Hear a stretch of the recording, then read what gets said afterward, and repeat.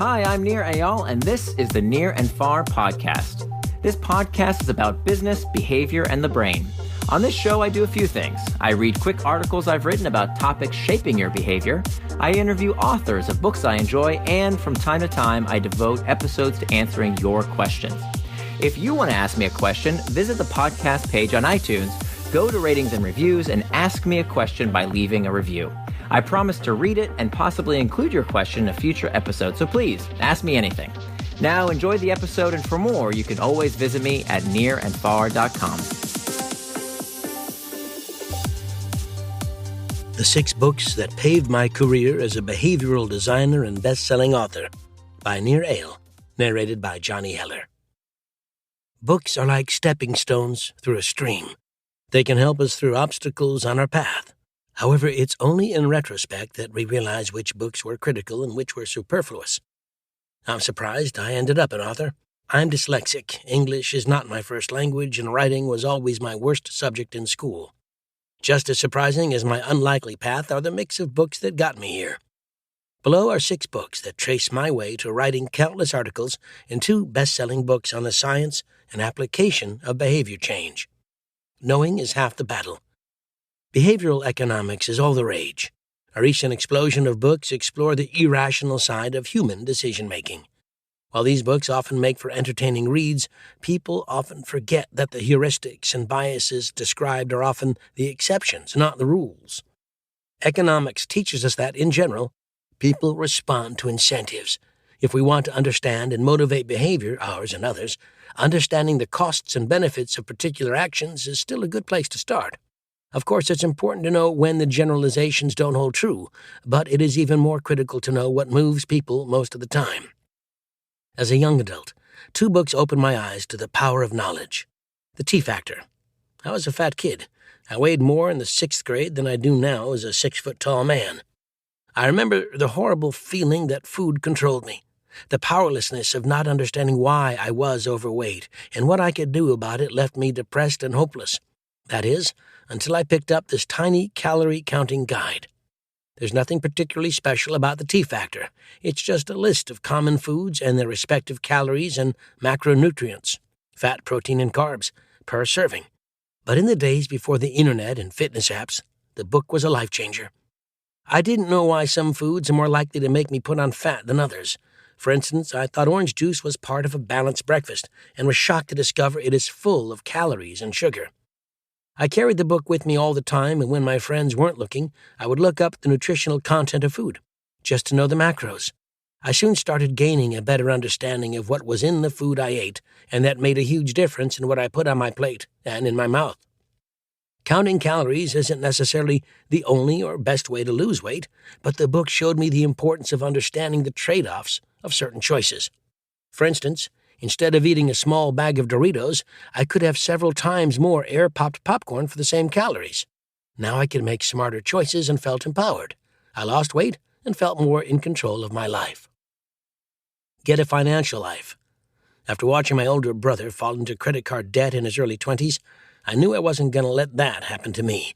The trouble was, since I was 10 years younger, I had only a vague idea of how a credit card worked and why my brother owed so much money. As was the case with my diet, I read up on the difference between healthy and harmful decisions when it came to money. Although I didn't have much of it, perhaps a few $100s from birthday gifts and washing cars in my neighborhood on weekends, I wasn't going to let anyone dupe me like they did my brother. Get a Financial Life author, Beth Kobliner, taught me why credit card debt can grow so quickly, why saving early is important, and the sneaky tricks banks and financial services companies pull to get more of your cash. That is, unless you know how to avoid their traps. Whether you're tracking a financial deficit or caloric deficit, you can't make good choices without understanding inflows and outflows. These 2 books help me understand that incentives can work to change behavior as long as we know what's good for us. But sometimes, despite knowing a behavior is harming them, people seem to not control their decisions. When knowing is not enough. Addiction by Design. After business school, I became fascinated with why some people become obsessed with certain behaviors.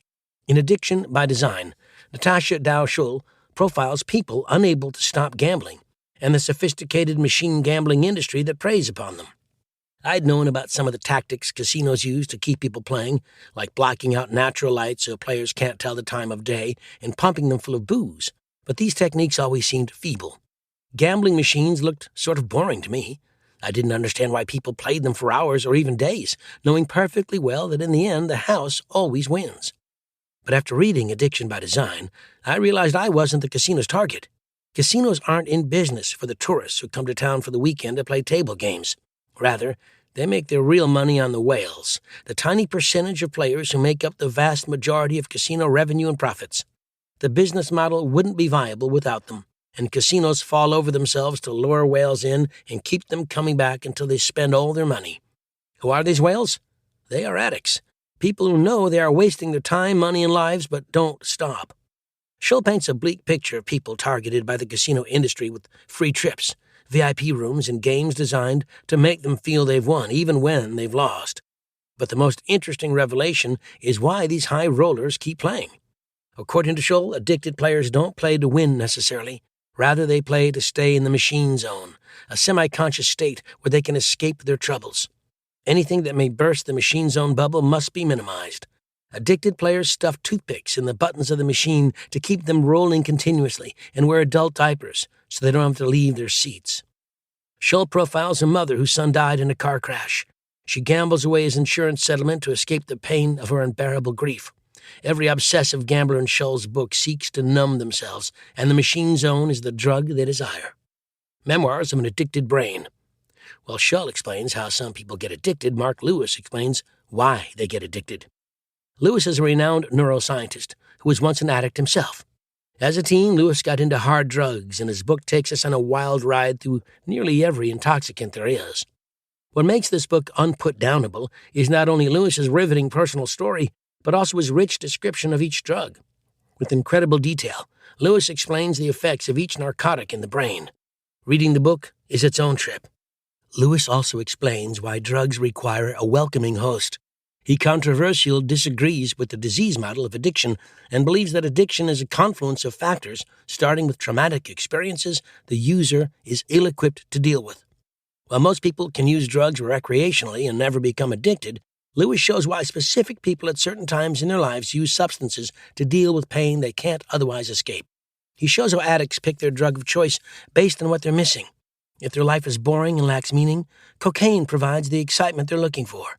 But if the world is cold and lacks tenderness, the loving embrace of an opiate high can provide the feeling of pain-free peace they seek.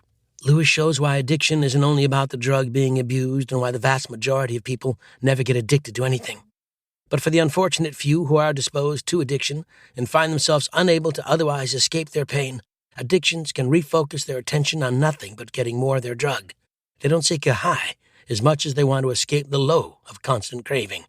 Thankfully, Lewis also shows how people can escape addiction by changing their life path, by learning new ways of coping with hard times.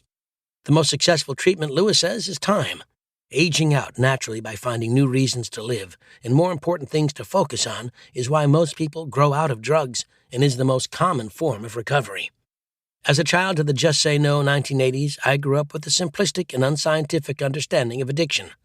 Lewis's and Shull's books helped shape my view of compulsive behaviors and the factors underlying addiction. Addicts don't chase a high, they run from their lows. Very few people actually form an addiction. Of course, those who do require our help. But just because something is engaging doesn't mean it's going to create an addict of everyone. I now understand that any analgesic is potentially addictive in the wrong person's hands. As for the rest of us, we can use the psychology of what makes things engaging for good. Turning theory into action. The last 2 books in this collection were direct inspirations for my work. After learning about the power of knowing what to do, then studying why some people overdo it, I let my interest swing to the middle ground of tackling the question of how most people can design their daily behavior. The Power of Habits. My first book, Hooked, How to Build Habit-Forming Products, was inspired by Charles Duhigg's book, The Power of Habits. Duhigg's entertaining prose did a masterful job of turning the dense academic literature of habit formation into an accessible book. It's funny, educational, and inspiring. However, working in tech at the time, I didn't find the book to be practical. While The Power of Habits does a great job of explaining how individuals can form habits in their own lives, It doesn't say anything about how products and services can be designed to change user habits for good.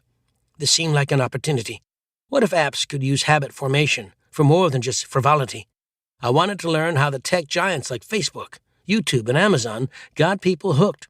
The more I explored, researched, and spoke with my friends in Silicon Valley, the more I understood designing for user retention and engagement is at the heart of their businesses. My goal was to uncover their secrets and democratize them so that entrepreneurs and companies in all industries could help their customers and users do things they themselves wanted to do, but for lack of good design, didn't do. Since Hooked was published in 2014, it sold 500,000 copies and has been used to make educational apps more engaging, health services more interesting, and saving money through financial services products more habit-forming. Hooked exceeded my expectations, but the more people read the book, the more demands were placed on my time. Soon I was overwhelmed with speaking engagements and consulting work. I found I was getting distracted from doing what had made me successful, namely, the research and the writing. Deep work. Cal Newport's book tapped into something many people are missing, the satisfaction that comes from working with focus. Doing our best work requires our full attention. Newport's manifesto is a call to action to stop filling our days with shallow work, like checking endless emails and attending pointless meetings, and do more deep work, the work that can only be done without distraction. Like The Power of Habit, I found deep work to be highly inspirational and entertaining, but not practical enough. I was convinced about the why, but now I wanted the how. After finishing deep work, I tried to work without distraction. I turned off my digital interruptions and even bought a flip phone with no internet connection or apps, so I could finally get deep work done. Except it didn't really work. I kept getting distracted. I would see a book on the shelf I wanted to read, or I'd convince myself that now was the right time to organize my desk or take out the trash. I kept getting distracted even though the distractions were not digital. That's when I decided the problem wasn't not knowing what to do. I was already convinced I wanted to do more deep work. The problem was I didn't know how to stop getting distracted. The answer had to be deeper, so I began to explore the psychology of distraction. I wanted to know why we go off track despite knowing what to do. Over the next 5 years, I combed the academic literature to write an empowering book that didn't point the blame at our tech gadgets. The result was my second book, Indistractable: How to Control Your Attention and Choose Your Life, which has since outsold Hooked to become a bestseller as well. It's been an exciting road from reader to writer. I'm incredibly grateful and lucky to have found my path. I get to learn for a living and help others in the process. I'm not sure where my writing journey will take me next, but I look forward to continuing to explore the intricacies and mysteries of human behavior. Thanks for listening to this episode of the Near and Far podcast. You can always find more at my blog, nearandfar.com. And don't forget, if you have a question you'd like me to explore in a future episode, leave me your question in the form of a review for the podcast on iTunes.